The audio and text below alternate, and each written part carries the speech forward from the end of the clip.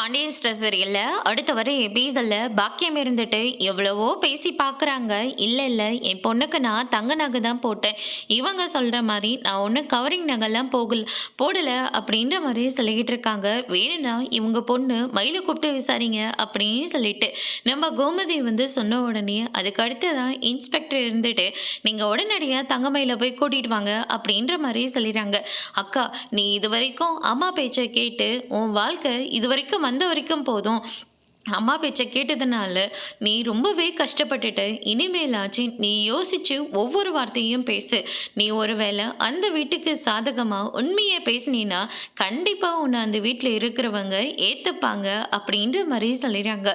இதனால அம்மாவுக்கு ஒன்றும் ஆகாதில்ல. அம்மாவுக்கு என்னக்கா ஆக போகுது?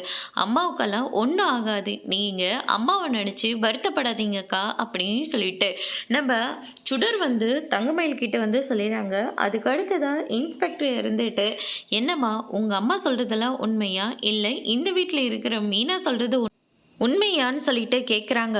அதுக்கு அடுத்ததா பாக்கியம் இருந்துட்டு நான் சொல்கிறதான் உண்மைன்னு நீ ஸ்டேஷனில் சொல்லு அப்படின்ற மாதிரி சொல்லிடுறாங்க. சுடர் இருந்துட்டு அம்மா சொல்கிறத கேட்காதக்கா, இது உன்னோட வாழ்க்கை சம்மந்தப்பட்டது அப்படின்ற மாதிரி சுடர் சொன்ன உடனே தங்கமயில் இருந்துட்டு எங்கள் அம்மா எனக்கு 7 8 அவ்வளோதான் தங்க நகையே போட்டாங்க. இது எல்லாமே கவரிங் நகை தான் அப்படின்ற மாதிரி சொல்லிடுறாங்க. இதை கேட்டோன்னே மொத்த பேரும் வந்து ஷாக் ஆகுறாங்க. அதோட இன்னைக்கான பிரம முடிச்சிருக்காங்க.